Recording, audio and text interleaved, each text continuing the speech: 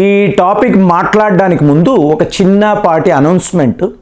ఈ రాబోయే సోమవారం అంటే 31 మార్చ్, సో ఈ రోజున హైదరాబాద్లో ఉండే శ్రీనగర్ కాలనీలో మన ఆఫీస్ ఉంది చూసారా, అక్కడ ఒక మీటింగ్ అండి. ఎందుకు అంటే చెన్నై నుండి సిద్ధ వైద్యులు రాజమాణిక్యం గారు ఆయన వస్తున్నారు. ఆయన గురు తీర్థం అనబడే ఒక ప్రత్యేకమైన మందు, ఎన్నో రోగాలకు పనిచేసే మందు, దానిని పరిచయం చేస్తాను అని చెప్పారు. సో ఆయన గురించే ఈ మీటింగ్ అనేది ఇక్కడ కండక్ట్ చేయడం అవుతుంది. ఈ నెంబర్ ఇస్తాను, ఈ నెంబర్కి ఫోన్ చేసి మీరు అపాయింట్మెంట్ తీసుకొని మీరు అక్కడికి రాగలిగితే, ఈ సోమవారం రాగలిగితే మనం అక్కడ కలవచ్చు. సో ఈ మందుకు సంబంధించిన వివరాలు కూడా మనకు చాలా చాలా క్లియర్గా ఆయన చెప్తారు. సో ప్రాబ్లీ నేనే దాన్ని ట్రాన్స్లేట్ చేస్తానని అనుకుంటున్నాను. కాబట్టి మనం కలుద్దాం ఎప్పుడు, ఈ సోమవారం. సో ఇప్పుడు పాకిస్తాన్కి సంబంధించి ఒక వార్త. మీకు జనరల్గా పాకిస్తాన్ అన్నప్పుడు ఒక సివిలియన్ గవర్నమెంట్ ఉంటుంది, అలాగే మిలిటరీ గవర్నమెంట్ అని అంటాం జనరల్గా. ఎప్పుడు కూడా చూడండి, అంటే భారత్ రెండు ముక్కలుగా విడిపోయిన తరువాత ఏ ఒక సందర్భంలో కూడా ఒక ప్రభుత్వము కంటిన్యూస్గా 5 ఏళ్ల పాటు అక్కడ పరిపాలన చేయడం అనేది జరగలేదు. సో దీనికంతా ఎవరు కారణము అంటే ఈ మిలిటరీ గవర్నమెంట్. ఫైనల్గా మన మిలిటరీయే ఇక్కడ శక్తివంతమైన ఆర్గనైజేషన్ అని చెప్పి వాళ్ళు చెప్తూనే ఉంటారు. టైం టు టైం ఇలాగే మనకు ప్రూవ్ అవుతూ వస్తుంది. సో ఇవాళ విచిత్రం ఏమిటి అంటే ఈ మిలిటరీ పాలన పైన పాకిస్తాన్ ఆర్మీ ఆఫీసర్స్, ఇందులో మీకు లెఫ్టినెంట్స్ ఉన్నారు, కర్నల్స్ ఉన్నారు, మేజర్స్ ఉన్నారు, క్యాప్టన్లు, జూనియర్ ఆఫీసర్స్, వీళ్ళందరూ కూడా వాళ్ళ ఆర్మీ చీఫ్ అసీం మునీర్ అంటారు చూసారా, ఇతని మీద ఒక తిరుగుబాటు అంటే అఫీషియల్గా వీళ్ళందరూ ఒక ఉత్తరం రాశారండి. రాసి నువ్వు మన పాకిస్తాన్ ఆర్మీని ఎంత డ్యామేజ్ చెయ్యాలో చేసావు, అంటే ఒక అపకీర్తిని తీసుకువచ్చావు, మనము చేతగాని వాళ్ళమని చెప్పి ప్రపంచానికి చూపించావు, ఒక డిగ్నిటీ లేకుండా చేసావు. So as early as possible నువ్వు రాజీనామా చెయ్యి, ఈ పదవి నుంచి వెళ్ళిపో. యావత్ దేశం ఇంత పెద్ద పొలిటికల్ క్రైసిస్లో ఉన్నప్పుడు నువ్వు నీ హెడ్ క్వార్టర్స్లో ఏదో ఒక నియంతలాగా ప్రవర్తిస్తూ ఇష్టానుసారం ఆర్డర్స్ ఇస్తూ ఈ దేశానికి ఏదో నువ్వు చాలా ఉద్ధరిస్తున్నట్టుగా ఒక పిక్చర్ ఇస్తున్నావు. ఇక మీదట మేము ఉపేక్షించము, ఇమీడియట్గా నువ్వు రాజీనామా చేసేసి వెళ్ళిపో, ఇదే మా అంతిమ హెచ్చరిక అని చెప్పి పాకిస్తాన్ ఆర్మీకి చెందిన ఆఫీసర్స్ చెప్పడంతో పాకిస్తాన్ ఒక మేజర్ క్రైసిస్లోకి వెళ్ళిపోయింది. సో దీనికంతా అతి ముఖ్యమైన కారణం ఏమిటి అంటే జాఫర్ ఎక్స్ప్రెస్ వద్ద జరిగిన వ్యవహారం. అంటే బలూచ్ లిబరేషన్ ఆర్మీ ఈ ట్రైన్ను హైజాక్ చేసి స్వయంగా పాకిస్తాన్ ఆర్మీ ఆఫీసర్స్ను హాస్టేజెస్గా, మామూలుగా ఒక దేశము ప్రమాదము అన్నప్పుడు ఆ దేశాన్ని కాపాడడానికి వాళ్ళ ఆర్మీ ముందుకొస్తుంది, కానీ ఇక్కడ ఏమైంది, వాళ్ళ ఆర్మీ ఆఫీసర్సే చిక్కుకుపోయారు. ఏకంగా 100 మందికి పైగా మీకు మరణించారు. ఇది ఎంత అవమానం! మీకు దీన్ని ఎలా చూడాలి అంటే తీవ్రవాదుల చేతుల్లో పాకిస్తాన్ ఆర్మీ ఓడిపోయింది, చిత్తుగా ఓడిపోయింది. దానికి కారణం ఎవరు? అసీం మునీర్ అనబడే నువ్వు.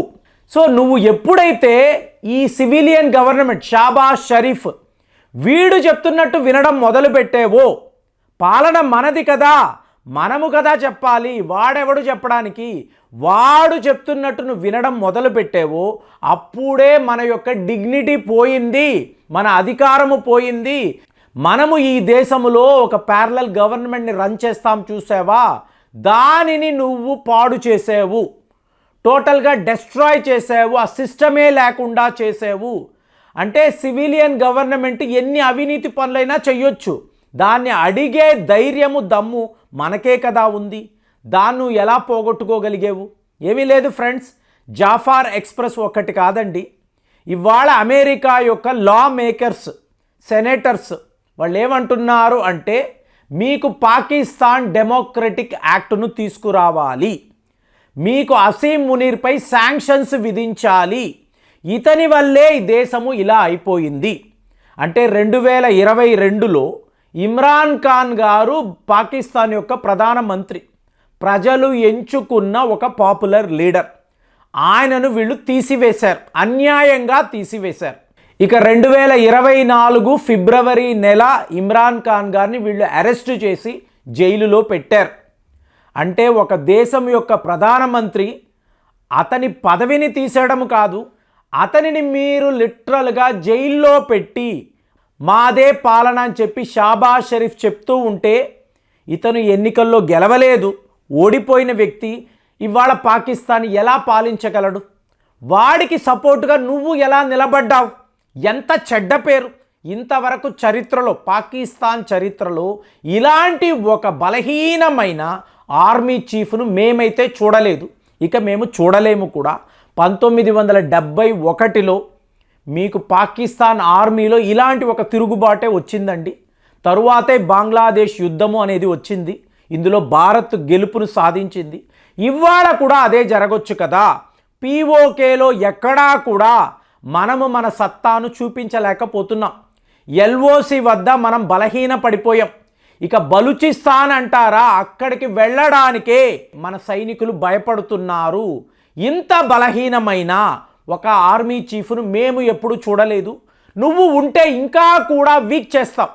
ఎందుకంటే చూడండి, 2027 వరకు తన టెన్యూర్ని తను ఎక్స్టెండ్ చేసుకున్నాడు.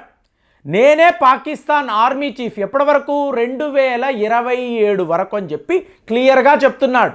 దీనిని మేము ఒప్పుకోము. నువ్వు వెళ్ళిపోతావా లేదా మమ్మల్ని నిన్ను తరిమి వేయమంటావా? నిర్ణయము తీసుకొని శుభ్రంగా ఒక లెటర్ రాసి దీన్ని వీళ్ళు అమెరికాకు కూడా పంపించారు. ఎందుకంటే అమెరికా టోటల్గా శాంక్షన్స్ విధించబోతున్నారండి. పాకిస్తాన్కి రూపాయి ఇవ్వము, అక్కడ జరుగుతున్న అన్యాయాలను అమెరికా ప్రశ్నిస్తుంది, వాళ్ళ మీద శాంక్షన్స్ విధించేము అంటే ప్రపంచంలో ఏ ఒక దేశము కూడా పాకిస్తాన్కి రూపాయి అప్పు అనేది ఇవ్వరు. వాళ్ళు ఎక్కడికి వెళ్ళినా, అది ఇంటర్నేషనల్ మానిటరీ ఫండ్ అనండి, వరల్డ్ బ్యాంక్ అనండి, ఎవ్వరూ కూడా పాకిస్తాన్కి సహాయం అనేదే చెయ్యరు. అలాంటి ఒక పరిస్థితిని అసీం మునీర్ తీసుకురావడం కాబట్టే ఫస్ట్ ఇతని మీద వీళ్ళు శాంక్షన్స్ విధించారు. ఎవరు? అమెరికా వాళ్ళు. సో అలాంటప్పుడు ఇప్పుడు ఏమవుతుంది, ఇతను ఇంకా కూడా ఈ పదవిలో కొనసాగితే అంటే షాబాజ్ షరీఫ్కి ఒక పప్పెట్ లాగా మారిపోయాడు. ఇప్పుడు పాకిస్తాన్ అన్నప్పుడు పాకిస్తాన్ ఆర్మీయే చాలా స్ట్రాంగ్గా ఉంటుందండి. సో వాళ్ళ నిర్ణయాలకే విలువ అనేది ఎక్కువ ఉంటుంది. ఇవాళ అది లేదు కదా. ఇంతకు ముందు కూడా నువ్వు గమనించు, మనమే కదా పాకిస్తాన్ని పరిపాలించాము. ఇవాళ బంగ్లాదేశ్ అంటున్నావు, ఐఎస్ఐ అంటున్నావు. మనకు బంగ్లాదేశ్తో ఏంటి పని? అక్కడికి వెళ్ళి వాళ్ళు ఈ తీవ్రవాదులు అంటున్నారు, టెర్రరిజం బలూచిస్తాన్లోనే మనం ఇంతలా కష్టపడుతున్నప్పుడు నువ్వు బంగ్లాదేశ్లోకి వెళ్ళి ఏంటి ఉద్ధరిస్తావు? ఇదంతా మాకు అనవసరము, నువ్వు పదవిలో ఉండకు, అర్జెంటుగా వెళ్ళిపో, యాజ్ ఎర్లీ యాజ్ పాసిబుల్ నువ్వు రాజీనామా చెయ్యి, లేకపోతే పాకిస్తాన్ ఆర్మీలో మేజర్ తిరుగుబాటును చూస్తావు, నిన్ను పట్టి జైల్లో పెడతాము. పరిపాలన అనేది మా సీనియర్ మోస్ట్ మీకు అధికారులు ఉన్నారు, వాళ్లకు కట్టబెడతాము, వాళ్ళు పాకిస్తాన్ యొక్క భవిష్యత్తును చూసుకుంటారు. ఇది కరెక్ట్ అయిన పద్ధతి కాదు. నువ్వు వ్యవహరిస్తున్న తీరు చాలా చాలా తప్పు, దీనిని మేము ఒప్పుకోము అని చెప్పి వాళ్ళు క్లియర్గా చెప్పడము, అమెరికా సపోర్టు కూడా ఉండడము, పాకిస్తాన్పై శాంక్షన్స్ అనడము, ఇదంతా మీరు గమనించారు అనుకోండి, అక్కడ నడిచే ప్యారలల్ గవర్నమెంట్ అనేది కుప్పకూలిపోయింది. త్వరలోనే పాకిస్తాన్ 2 ముక్కలుగా, అంటే మీకు 2 ప్రభుత్వాలు అంటాము కాదండి, అక్కడ ఒక భారీ మిలిటరీ కూ అనేది, మిలిటరీ తిరుగుబాటు అనేది రాబోతుంది. ఇదైతే మనం క్లియర్గా చూడవచ్చు. మరి పాకిస్తాన్లో జరుగుతున్న ఈ డెవలప్మెంట్స్, దీనిని మీరు ఎలా చూస్తున్నారు? కామెంట్స్లో రాయండి. మళ్ళీ వచ్చే వీడియోలో కలుద్దాం. జై హింద్.